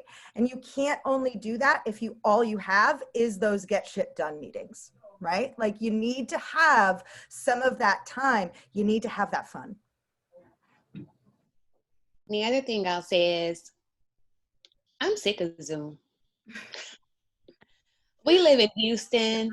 We have so many parks around us. Everybody bring your lawn chair, sit out in the park, social distance, bring a blanket if you want to, get your beverage of choice, go and pick up your food, and y'all just sit there and talk, because, social distancing doesn't mean social isolation. Social isolation is horrible. That's not what we should be doing. So find a way to be around people and talk to each other in person, not on Zoom, because I told y'all I'll go off subject a little bit. As in pediatrics, we tell our patients all the time that they should limit their screen time to 2 hours a day. What are we doing now? We are not. And so it's detrimental to our health. And so just get off Zoom sometimes and just go meet somebody in person. Absolutely. So for us, we've been definitely doing a few Zoom sessions and stream living them on Facebook, of course, just trying to have constructive conversations on kind of what's happening so that we can kind of, just process it all together, right? And we usually like inviting folks from the community to get involved in those discussions. So they'll kind of co-moderate or just join us in sharing their perspective. For us too, there's a lot of WhatsApp groups. So just constantly again, pushing resources and checking in, especially with other folks who are doing this work. So definitely lots of calls, texting these days during the pandemic. And a new thing I've done personally was invited some friends to hike with me, right? And these are friends who who do this work too, right? Who I'm proud to work with in this work. So you can definitely get very creative and find different ways to engage with folks this time.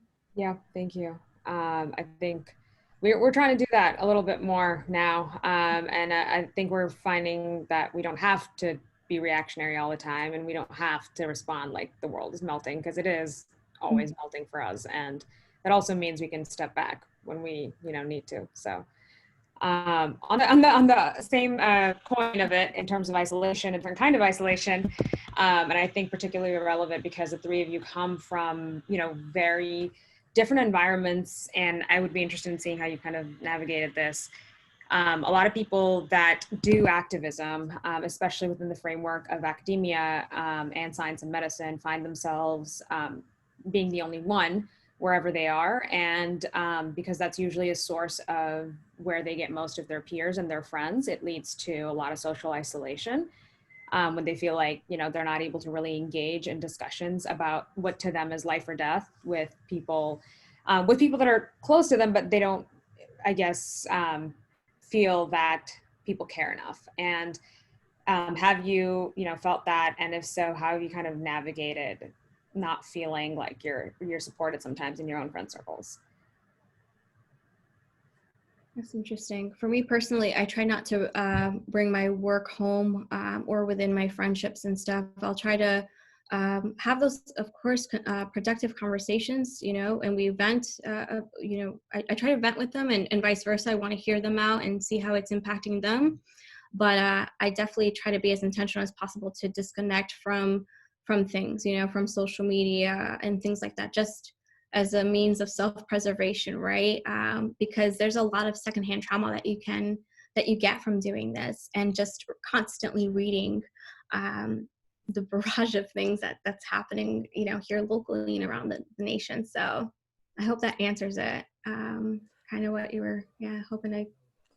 I just want to add a little bit to that, because I know that the stress in academia is very different than stress in a lot of other environments, right? Like when you are in graduate school or when you are in a lab or postdocing or whatever it is a very insular, very kind of, you end up like, you're like in your own kind of bubble, right? Like you live in that bubble, and your lab almost becomes your family, right? Because you spend 20 hours a day, like in that basement lab with no windows, like those are the people that you're going to end up with, right? So when you don't feel supported by that team, or you don't feel seen by those people, that's active trauma that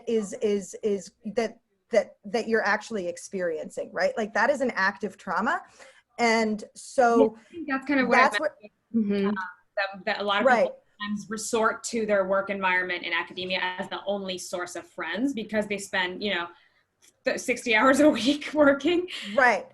And then they're actively being re-traumatized by the people who they have kind of like thought of as their support group, right? So and this happens in academia all the time. All the time. I was on the tenure track line. I went to Oxford. I got like 8 publications. Like I did a postdoc. I had a second postdoc lined up at Harvard Med School, and it was ripped out from under me by another scientist of color, like a female scientist of color. So like we have to take this framework of this competition, right? This individualistic, it has to be me first. It always has to be, if I'm not the winner, then I'm not good enough.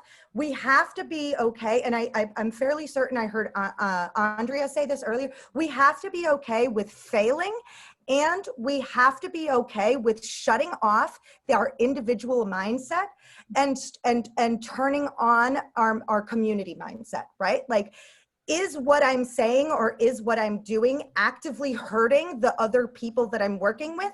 And if yes, right, what do I need to do to change my actions? Because that's a me problem, not a them problem, right? But in order for that to happen, the individual needs to feel comfortable enough to say something in the first place. And if they're getting shut down constantly, then it's time to get the ombudsman, I can never say that word, into the loop, because they are there specifically to protect you. That is their job, and that's who you call. If your people are not taking care of you the way that they should, then you call in somebody who will. So I'm going to say 3 things. One is something that my therapist taught me.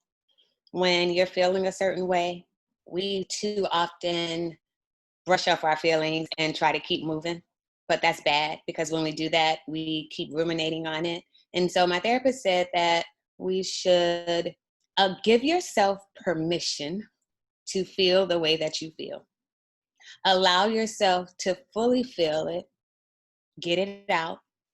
The second thing you do with that is make sure you have the opportunity to validate yourself. I am worth it.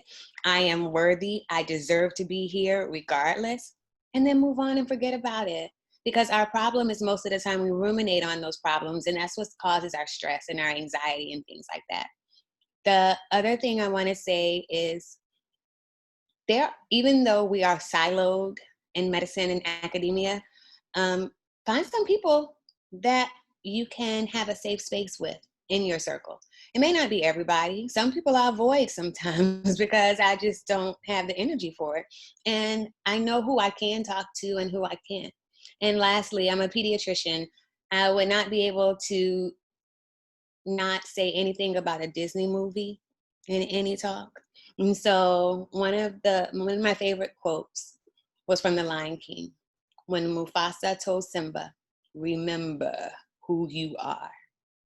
We need to remember that our roles in healthcare, in academia, in medicine, it's not who we are. It's what we do.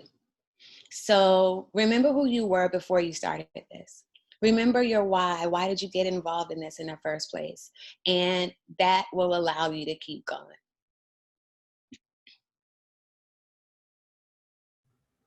Thank you. Yeah, I think all of that kind of summed it up perfectly.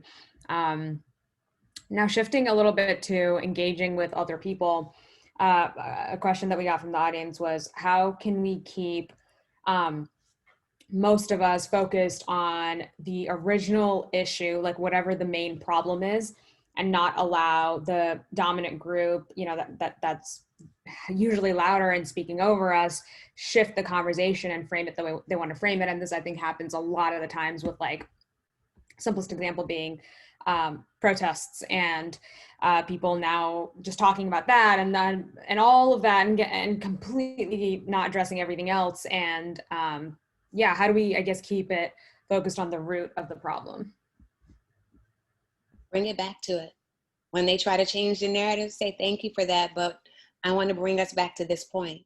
Just keep bringing it up, because if we don't, they try to take over our conversations all the time and try to change our narratives. And I think asking questions too, right? Like, I remember we are so much on the defensive because we get asked questions a lot. Sometimes those questions are really dehumanizing and they don't really make sense. Like, oh, why are you so angry? Just things like, why are you protecting property over like life. But then I think it's easier to ask them questions and be like, do you not care about all of the Black people that are dying in this country? Are you not angry? And if so, why not? Right. Create that cognitive dissonance. To allow them to see that, one, it's not just about them. This is what it's about. And I understand, like you said, Aisha, ask them the questions and put it back on them. But when you're in meetings, sometimes that's really hard. And that's why I say keep bringing it back.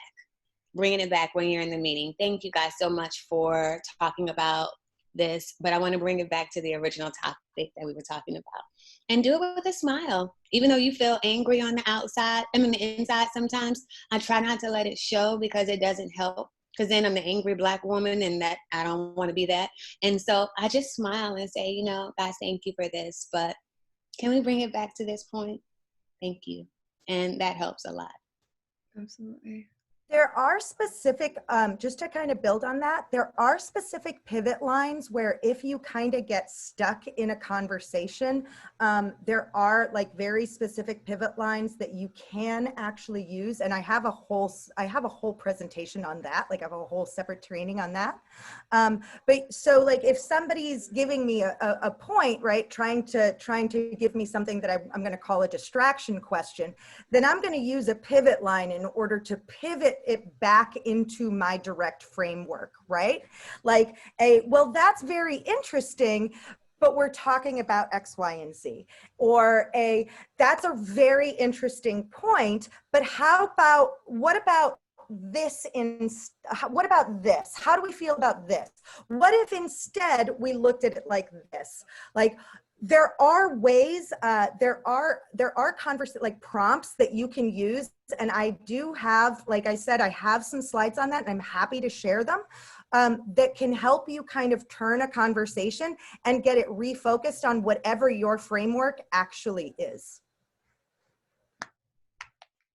I'd say in documenting it all the way through, identifying what those key objectives and goals are for whatever it is that you're organizing is really important, and it helps with the accountability piece and making sure that you are driving the conversation forward, or the movement forward, that meets that agenda. Unfortunately, you will come across people with their own agendas, you know, across the board. I mean, it's inevitable. So just kind of anticipate that and just just document, right? Just constantly document, reinforce the key messaging, you know, that you're trying to push out and that you're trying to see through. And remember, it's not a one-time thing, because you don't really make change by saying things one time. You need to, it's repetition, just like with teaching. When we're teaching or when we're studying, I'm not just going to read something one time and then I get it. And so we need to make sure that we are continuing to talk about the same thing in different ways and build upon it. And setting boundaries too in the process. Definitely. Mm-hmm. All right. How about I'm going to do 2 more questions. I think, again, all the slides, we're going to send them out, as well as anything extra that y'all have that you think is an important resource that you didn't get a chance to talk about, or people, you know, can kind of read it on their own time. And I think people do end up dissecting a lot of this after. So this is interesting and specific, not just to academia, but to any kind of organizational space. But it's really important for people of color and, you know, queer, trans, just marginalized folks in general to be leading discussions related to systemic injustice. In the case of anti-racism, for it to be people of color. However, the catch-2020 is there's most of our institutions and spaces completely lack those people. So conversations are often led not by us. And the worry then is, are they being more harmful than helpful? Because, you know, as we know, sometimes the emboldening of things like reform and, you know, certain notions that we wouldn't talk about it that way get emboldened in spaces unless they're not being set the right way. So how do we, I guess, I don't know how we can deal with that, but like, have you thought about that? Have you dealt with that?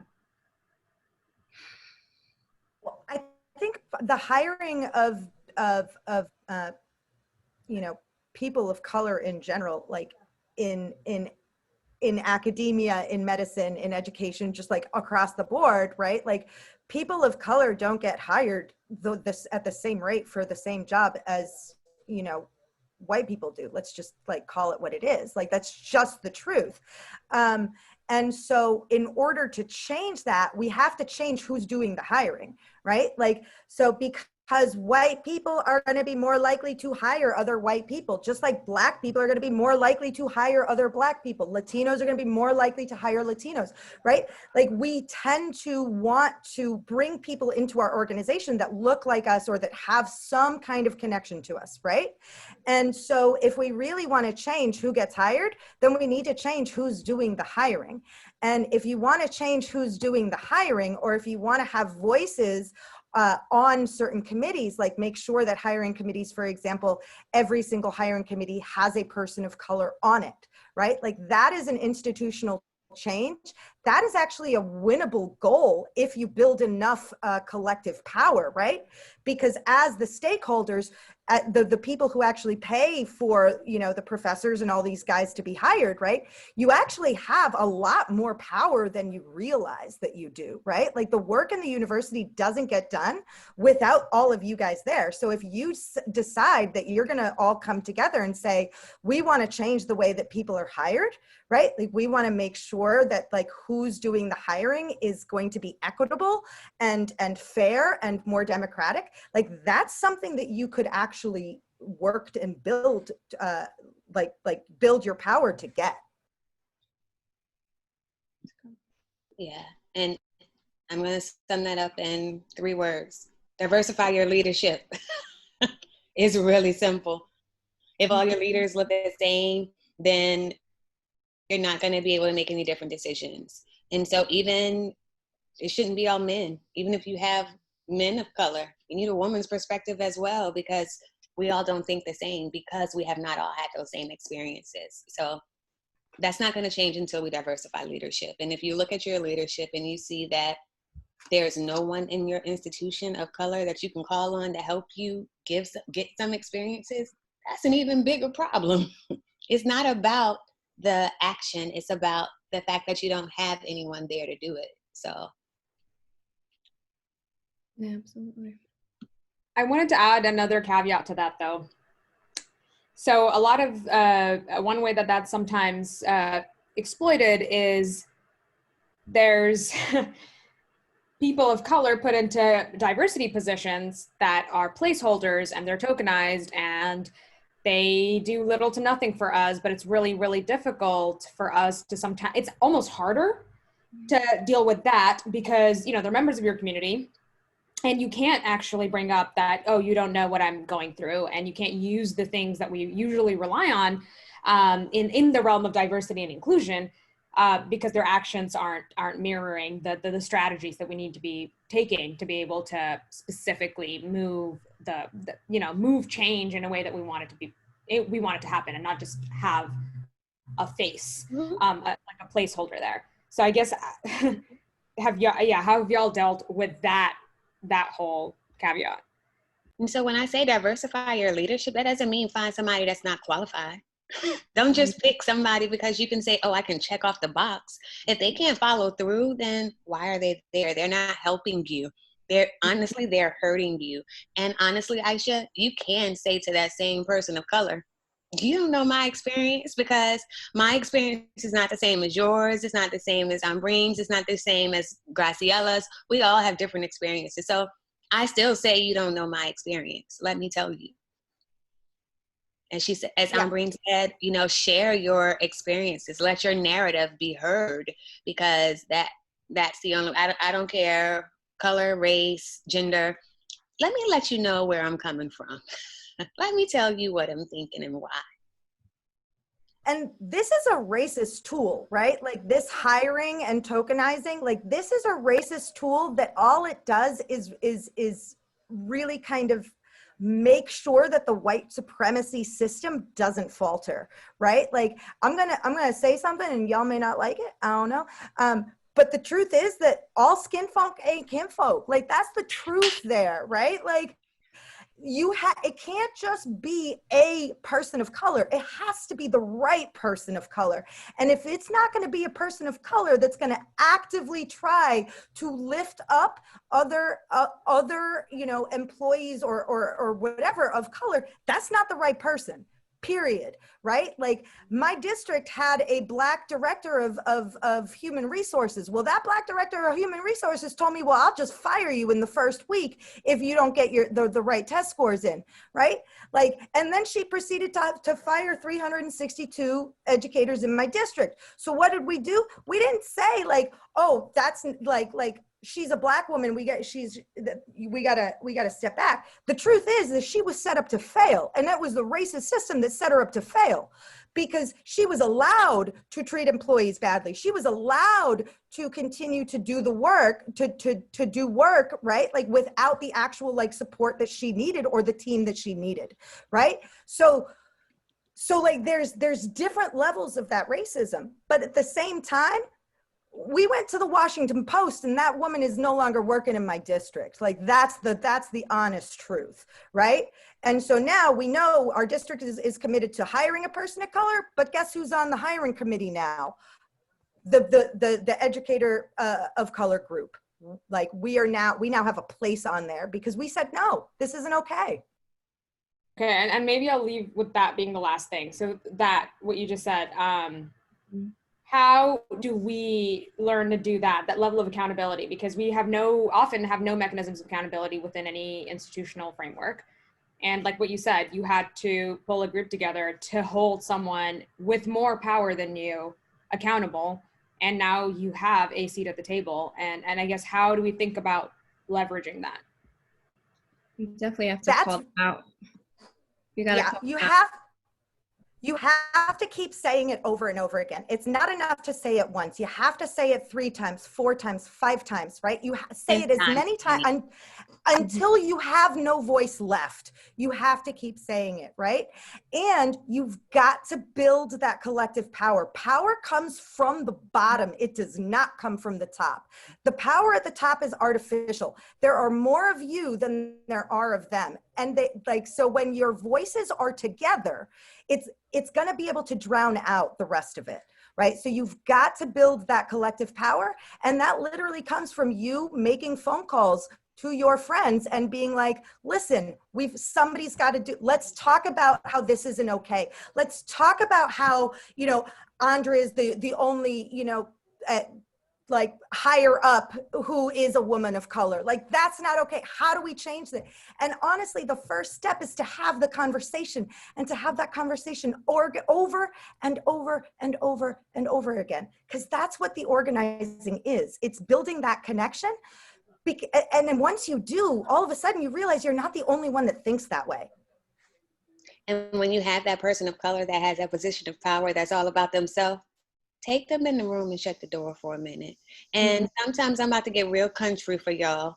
You've got to tell them you're getting too big for your britches. You forgot where you came from. You weren't always here. And, if you're not going to help anyone else, why are you here?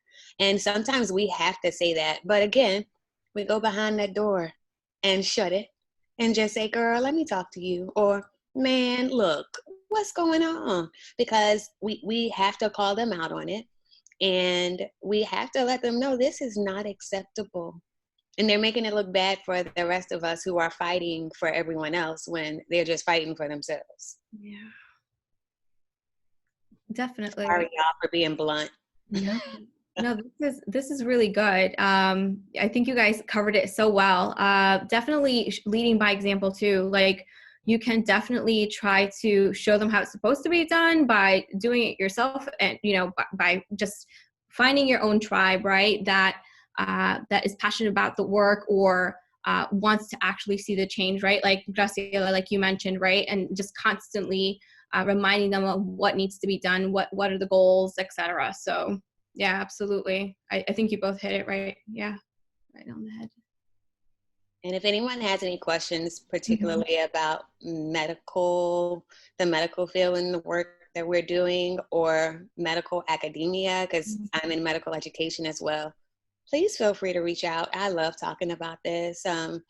you can share my email address, Aisha, and please feel free, because we need more people and we need to all work together. You know, even though we're all in different arenas, guess what? We're doing the same thing. I texted Aisha after Graciela gave hers, and I was like, you know, we're about to say the exact same thing in different ways, right? And that's what we did. So we all need to come together from all fields, because as I said, this is not just a fight for BIPOCs. This is a fight for everybody, because if we make things better for BIPOC people, guess what? It's going to make it better for white people too. So we need to just continue and all work together in all of our fields to promote social justice and social equity. God willing, inshallah.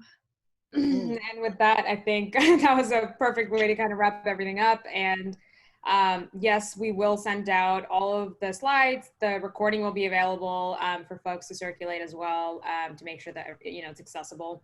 And I think hopefully when we're able to physically connect again, we want to have y'all somewhere closer to us, where we're able to continue building community. And you know, of course, please let us know if there's ever any other way that we can connect and we can be there for y'all, just as members of like the scientific community and medical community. And with that, thank you everyone for sticking around for this long, and hopefully you're staying safe, and make sure, I guess, taking care of each other, and keep an eye out for all our resources. Thank you so much. Thank you. Bye, everyone. Bye.